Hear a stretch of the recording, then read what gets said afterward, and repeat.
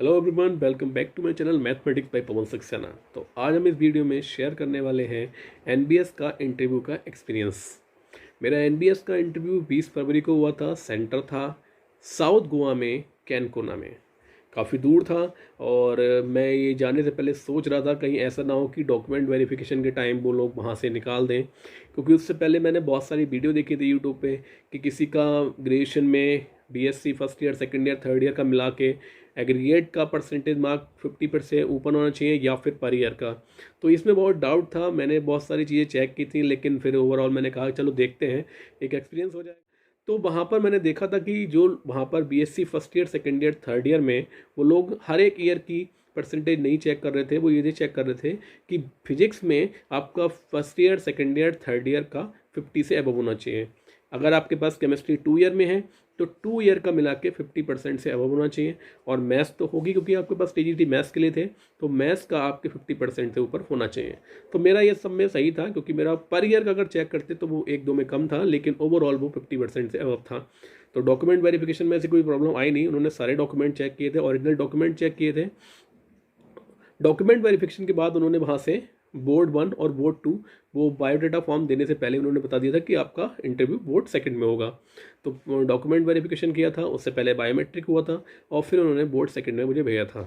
Board first और board second दो तरह के रूम थे वहाँ पर बने हुए। तो कुछ कुछ का बोर्ड फर्स्ट में हो रहा था, कुछ का बोर्ड सेकंड में हो रहा था।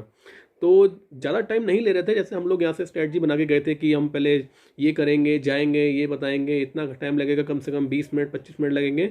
लेकिन ऐसा कुछ हुआ नहीं। उन्होंने 10 मिनट्स में कंप्लीट सब कुछ चेक कर लिया था। तो जब मेरा नंबर आया था, मेरे से पहले बहुत सारे लोग थे, 10 मिनट में निकल के आ रहे थे। तो मेरा ब्लड प्रेशर बहुत तेज़ हो रहा था। तो मैं जब अंदर गया था वहाँ पर, सबसे पहले मैंने नॉक किया। तो मैं आई कम इन, ऑब्वियसली जो आप जाएंगे तो पूछेंगे ही। तो मैं अंदर गया, उन्होंने मेरे आने से पहले उन्होंने कहा ठीक है आप बैठ जाइए। तो मैं अंदर आके फिर चेयर पे बैठ गया। वहाँ पर टोटल मिला के 5 टीचर्स थे जो इंटरव्यूअर थे, ले रहे थे। एक साइकोलॉजिस्ट थे और कुछ सब्जेक्ट एक्सपर्ट थे, कुछ एनबीएस के बारे में थे रिलेटेड उनके ऑफिसर्स थे। और एक छोटा सा स्मार्ट बोर्ड भी लगा हुआ था वहाँ पर, कोई चौक डस्टर नहीं था। तो एक सिंपल था। सबसे पहले उन्होंने पूछा कि अबाउट योर सेल्फ। तो ऑब्वियस सी बात है कि आप सभी लोग जब इंटरव्यू के लिए जाते हैं तो पहला क्वेश्चन आपसे यही होता है कि about your self.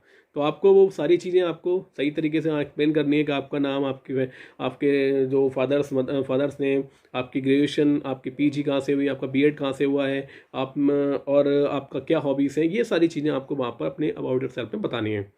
About yourself बताने के बाद मैंने उनसे अब अपना बताया कि मैंने ग्रेजुएशन किया था, फिर पीजी किया था, फिर बीएड किया था।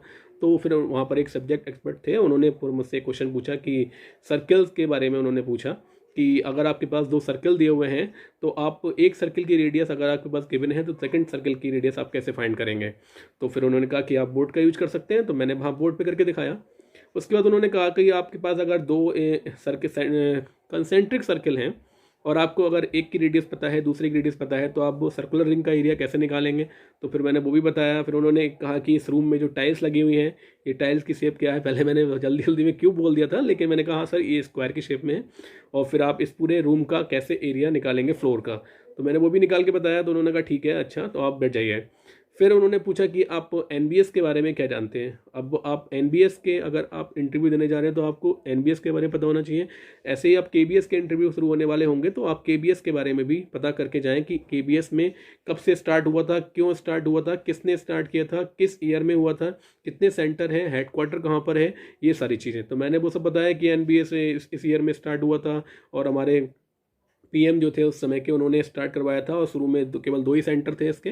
और फिर बाद में अब ये इसमें 9th क्लास के लिए और 6th क्लास के लिए इसमें एडमिशन्स होते हैं, 11th क्लास के लिए एडमिशन्स होते हैं। और 75% यहाँ पर इसमें ग्रामीण जो बच्चे होते हैं उन लोगों को लिया जाता है, 25% अदर से बच्चे लिए जाते हैं।